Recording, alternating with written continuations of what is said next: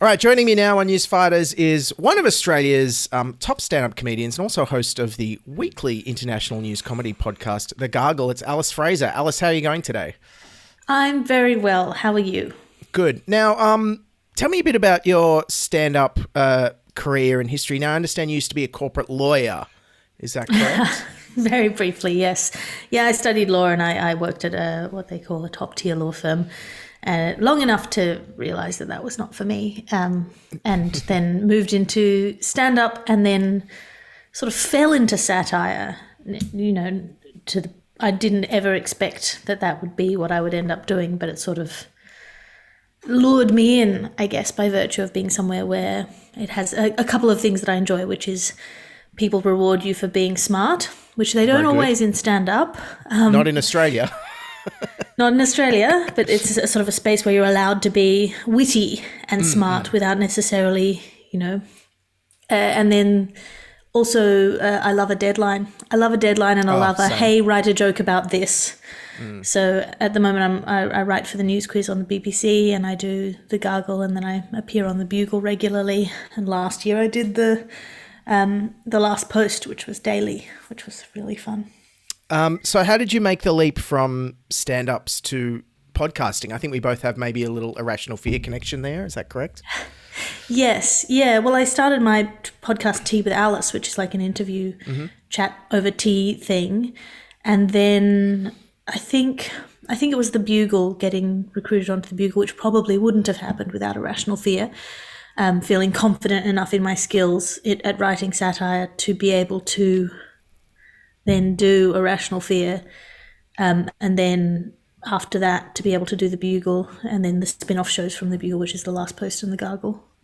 Yeah, and for people who don't know the Bugle world of comedy podcasts, what's the difference? So the Gargle you host, that's a weekly one, but before the Gargle you did the last so the Bugle, post. Yeah. So the Bugle originally was John Oliver and Andy Zaltzman, and they did that for 10 years, and then John Oliver got his own show and didn't have time for the Bugle anymore, and then he brought in, Andy Zaltzman brought in rotating co-hosts, and for some reason I just hit with the audience. For whatever reason, there was a crossover Venn diagram overlap in our sensibilities, and I got a lot of really positive feedback, like unwarrantedly positive feedback, which just never happens on the internet. But like my brother was like, "Are you paying people to say nice things about you?" And I was like, "No, I didn't know that was an option." But then I did the last post, which was a daily satirical news podcast set in an alternate dimension, and we did that for 366 days during the lockdown. During the pandemic. This was last year. This was all of 2020, wasn't it? Yes, the leap year. Yes.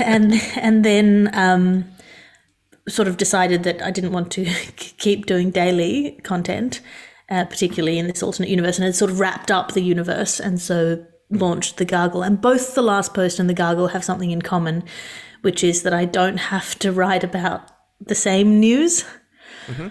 So the thing that I found really heartbreaking if I was doing, like, for example, the Gargle and the news quiz in a week, was you'd have the same stories coming around again and again and again. Trump, Brexit, Brexit. And you have to write new jokes about that stuff again and again and again, which is an interesting creative challenge, but it's also kind of heartbreaking, So the last post set in an alternate universe means that you can decide which news seeps through to the other dimension. And then the Gargle is presented as the glossy magazine. So the Bugle sells itself as the audio newspaper for a visual world, and the Gargle is the glossy magazine to that audio newspaper. So we deal with technology and science and fashion and all it's like the the family Good Weekend equivalent. Yeah, exactly that. Which just gives me the opportunity to not have to make another joke about Brexit. And is that why the Gargle is, because you've used the catchphrase like apolitical satire, and is that just so you don't have to do the same jokes twice, or is it just to take a mental break from the nightmare of the world we're living in? Well, both. It's because I will almost certainly every week at least be doing something where I am engaging with the news. So it's not entirely a mental break for me, but it is avoiding having to think again and again or deeply engaged with these really depressing stories sometimes. and particularly the politics where it's just, just assholes saying stupid things to make stupid people angry, and they don't mean the things that they're saying, but they're just saying them, and it's so cynical, and there's something about it that just leaves such a bad taste in your mouth, and you're like, what part am I playing in this cycle of outrage? And it wears I you don't wanna down. be Yeah, it wears you down predictable. as well, I'm sure. Yeah, it wears you down, and then also partly they're saying it to outrage people. So how can you engage with it in a way that's useful and productive and helpful? And not that comedy has to be helpful and useful, but if you're doing something every week, you want to have some positive impact. You want to give people the tools to deal with the world, whether that's laughing at it or taking it more lightly. But you certainly don't want to be doing the same joke that other people are doing, and you certainly don't want to be doing the same joke again and again and again and getting predictable. So for me, the Gargle was just very much, I have the story, I can write about it. I can be political in a sort of sideways way, in the way that everything's political, man, but it just means that I don't have to read up on what the latest neo-Nazi fuckwit said to get everyone headed up. Because more and more, even with the news satire stuff, I find myself focusing more on the coverage of a story than on what the politician said, because the politicians are acting and performing purely for the media, and they're trying to manipulate the media in certain ways, and the media is responding in certain ways as well, that's quite interesting to me. I know a lot of my COVID coverage is I've tried to criticize the coverage of what's happening, but you just end up criticizing the politicians, and it's so draining that when an earthquake happens, you're like, oh, good, something else. Yeah, well, like this thing of also giving politicians too much power, because they are just people, and the idea that there's some sort of grand battle of good versus evil happening is such a simplistic way of looking at it, when in fact it's just people sort of muddling along in these slightly corrupted systems, and the solution is not to burn the systems down. It's sort of to figure out a way through them, and that everything feels so, if you're realistic, everything feels quite compromised, and that can be a bit depressing. One of the things I love about the Gargle is it feels, and tell me if this was done on purpose, it feels like an international show. Like one week you had guests on from 3 continents. Are you purposely trying to make it like a global show? Yes, as much as possible, yes, because it is this incredible thing that we have now that's such a really relatively new thing of being able to talk to a global audience and to have this insight from different parts of the world, and to have different approaches to things. I love having people from all over the world. I mean, it does mean often I'll have to wake up and work at 2:00 in the morning, because I don't want to make them wake up at 2:00 in the morning, particularly if it's like US and UK. That's the hardest. It's like West Coast, US and UK. It's very hard to find a crossover point. But yeah, we have guests in India, we have guests all over, and even within the countries, I like to have a variety of people with different. I mean, obviously, comedy tends to skew left, but with different perspectives on things, I like. Covering the news every week, what are some of the funniest stories or things that just spring to mind? Because the correspondence brings stories every week. So what has left an impression on you? Well, one of the lovely things about doing it is that the correspondence correspondence is just anyone who wants to send us a story in on Twitter, and we give them credit at the end of the show, because my dad was a copyright guy and I like to give credit where credit is due. But how quickly people got the idea of what the show was, that it has its own unique flavor. It's not the Bugle, it is its own thing. We are fascinated by different things. I love a weird science story. That's my favorite.